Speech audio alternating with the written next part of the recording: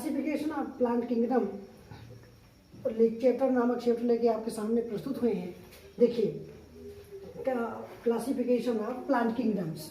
सबसे पहले अगर बात की जाए कि क्लासिफिकेशन कहते किसे हैं, वर्गीकरण कहते किसे हैं, तो आप कहेंगे समानताओं तथा असमानताओं के आधार पर वर्गीकृत करने की प्रक्रिया वर्गीकरण कहलाती है। इसके बाद अगर बात किया जाए चूंकि प्लांट किंगडम को बांटना है तो कहा जाए कि प्लांट किंगडम को सबसे पहले किसने बांटा, तो प्लांट किंगडम को ऐसे समय समय पर अनेक लोगों ने बांटा, लेकिन अगर पुरानी पद्धति देखा जाए तो इकलर ने बांटा।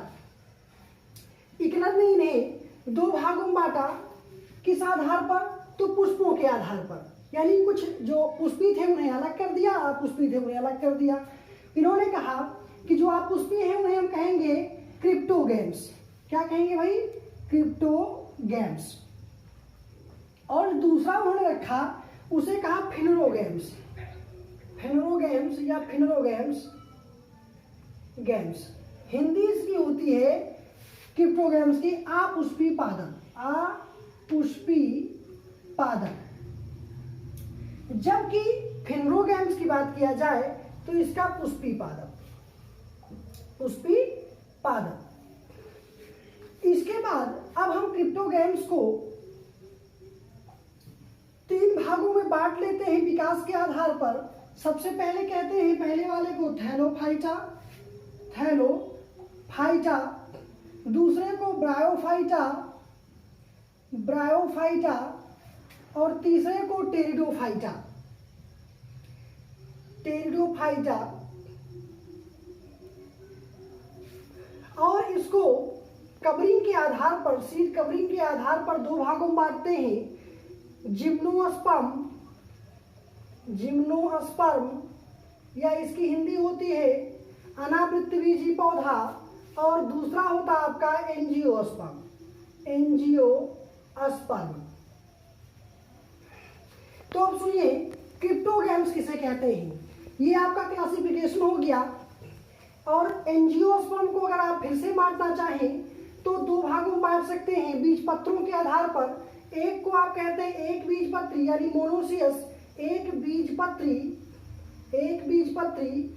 और दूसरे को आप कहते हैं द्विबीजपत्री, द्विबीजपत्री। ये हो गया। इसके बाद आप थैलोफाइटा को भी बांटते हो तीन भागों में, शैवाल,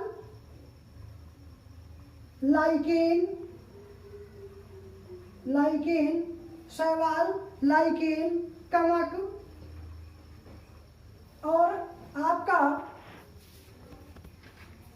और चौथा हमारा है जीवाणु।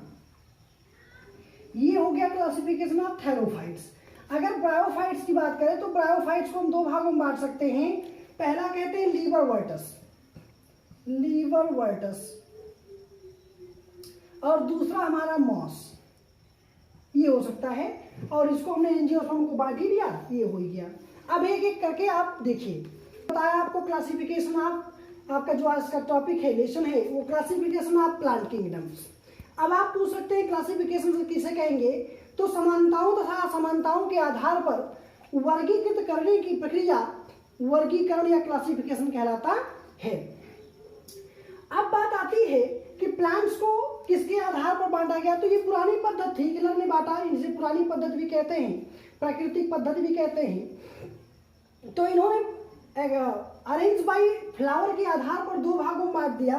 पहले को कहा क्रिप्टोगैम्स और दूसरे को कहा फिनरोगैम्स। अब क्रिप्टोगैम्स मीन्स होता है पुष्पी पादप जिसमें पुष्प ना पाए जाएं, और फिनरोगैम्स का मतलब होता है जिसमें फूल प्रेजेंट हो, पुष्प प्रेजेंट हो, यानी मेल रिप्रोडक्टिव सिस्टम हो, फीमेल रिप्रोडक्टिव सिस्टम। इसके बाद अगर आप बात करें तो क्रिप्टोगैम्स को फिर से कितने भागों में बांट सकता है पुष्पी पादपों को, तीन भागों में। पहला थैलोफाइट, दूसरा ब्रायोफाइट और टेरिडोफाइट। फिनरोगैम्स को भी दो भागों में बांटा गया, किसके आधार पर, तो बीज को कवरिंग के आधार पर, यानी बीज चोलों के आधार पर बांटा गया। तो जिम्नोस्पर्म और एंजियोस्पर्म, एंजियोस्पर्म को बीज पत्रों के आधार पर बांटा गया, एक बीजपत्री और द्विबीजपत्री। अब आप देखिए सबसे पहले क्रिप्टोगैम्स। क्रिप्टोगैम्स का आप सबसे पहले देखिए थैलोफाइट्स।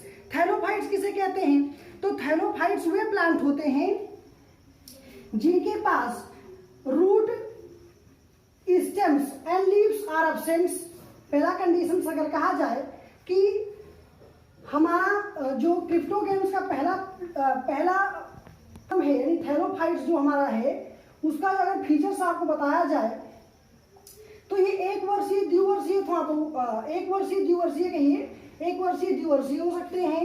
दूसरा, ये रूट एंड स्टेम्स लीफ में डिवाइड नहीं होते, यानी ये क्लासिफिकेशन नहीं होते। तीसरा, इनके पास वैस्कुलर बंडल नहीं पाया जाता, वैस्कुलर बंडल नहीं पाया जाता, वैस्कुलर बंडल इनमें नहीं पाया जाता। चौथा, अगर बात करें तो ये नम तथा छायादार स्थानों पर ग्रो करते हैं, लिसाइडिया तथा मॉइस्ट जो एरियाज होता है वहाँ ये ज़्यादा ग्रो करते हैं।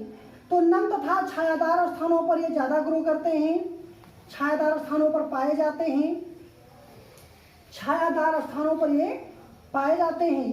तो ये हो गया नम तथा छायादार स्थानों पर ये पाए जाते हैं। और नेक्स्ट कहा जाए तो अब थैलोफाइट्स दो शब्दों से मिलकर बना होता है, थैलस और फाइटान मीन्स होता है टू बियर करना, यानी वे प्लांट्स जो थैलस स्ट्रक्चर को प्राप्त करते हैं या थैलस स्ट्रक्चर जैसे वो दिखाई देते हैं, ऐसे प्लांट्स को हम थैलोफाइट्स कहते हैं। अब इन थैलोफाइट्स प्लांटों को 4 भागों में बांटा गया, फर्स्ट शैवाल, लाइकेन, कवक और जीवाणु। तो अगर सबसे पहले हम शैवालों को देखें तो कहा जाए कि ये हरे पौधे होते हैं, इनमें पर्णहरिम पाया जाता है, यानी इसमें जो होता है वो प्रेजेंट ऑफ क्लोरोफिल होता है, क्लोरोफिल होता है। इनमें क्या होता है, क्लोरोफिल प्रेजेंट होता है, या अर्थात ये प्रकाश संश्लेषण फोटोसिंथेसिस की क्रिया दिखाएंगे। ये क्लोरोफिल इनमें प्रेजेंट होता है।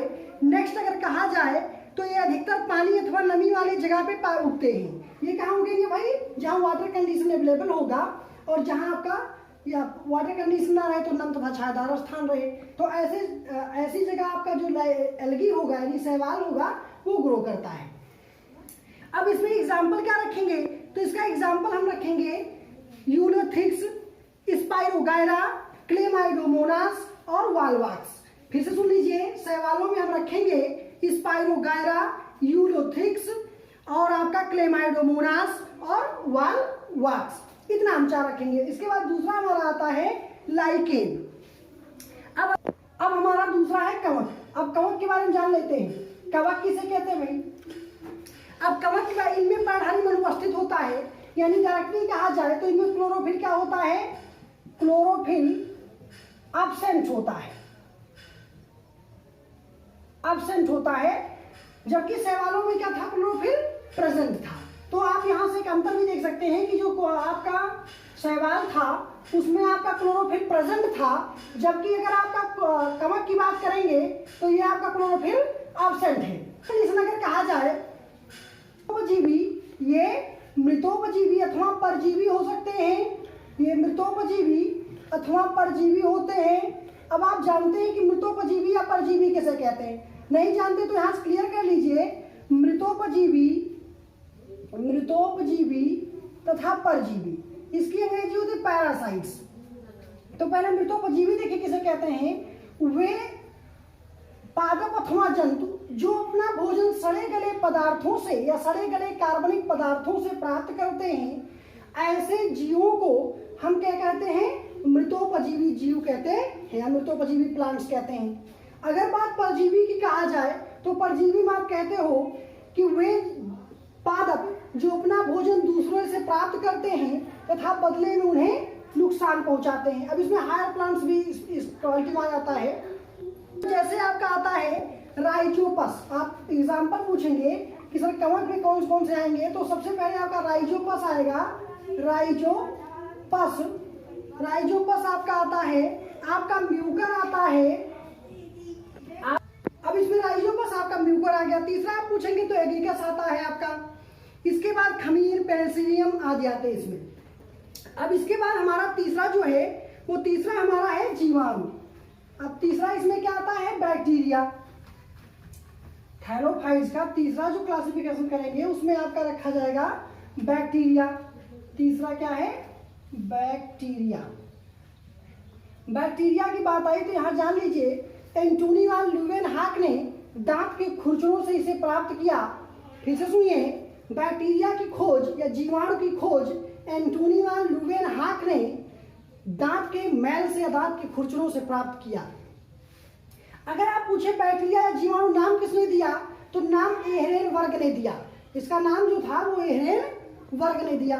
अब इसके बाद अगर इसमें देखा जाए तो ये इसकी जो विशेषताएं हैं, फीचर्स हैं, वो ये है कि एक कोष की है, पूर्व केंद्रीय यानी प्रोकैरियोटिक जीव हैं, एनिमल्स है, प्रोकैरियोटिक एनिमल्स होते हैं या प्लांट्स हैं, एवं सूक्ष्मदर्शी होते हैं, यानी इन्हें आप माइक्रोस्कोप से देखेंगे।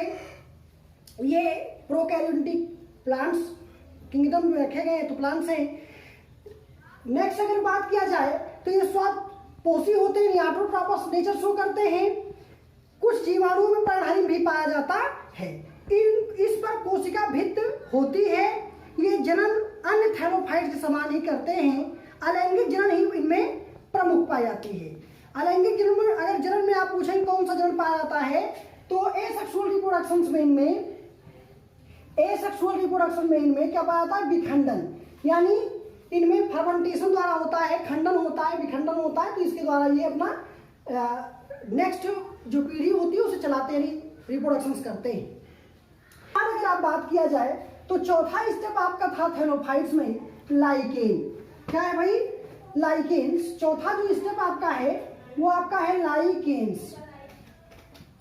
अब ये चौथा लाइकेन्स किसे कहते हैं, तो लाइकेन्स की अगर बात करें तो आप कहेंगे कि ये एक प्रकार के कवक तथा या एक से अधिक प्रकार के शैवाल के मिलने से बनते हैं। ये कवकों को माइक्रोबायोन्ट तथा शैवालों को फाइकोबायोन्ट या फोटोबायोन्ट कहते हैं। ये वृक्षों की छाल पर, लकड़ी, चट्टानों, भूमि आदि पर उगते हैं।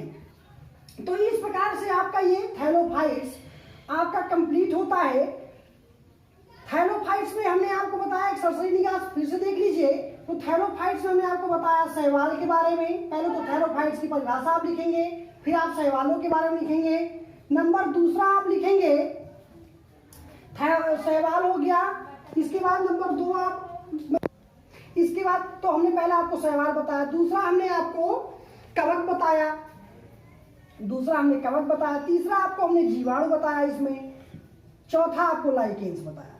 तो ये आपका थैलोफाइट्स कंप्लीट हो गया।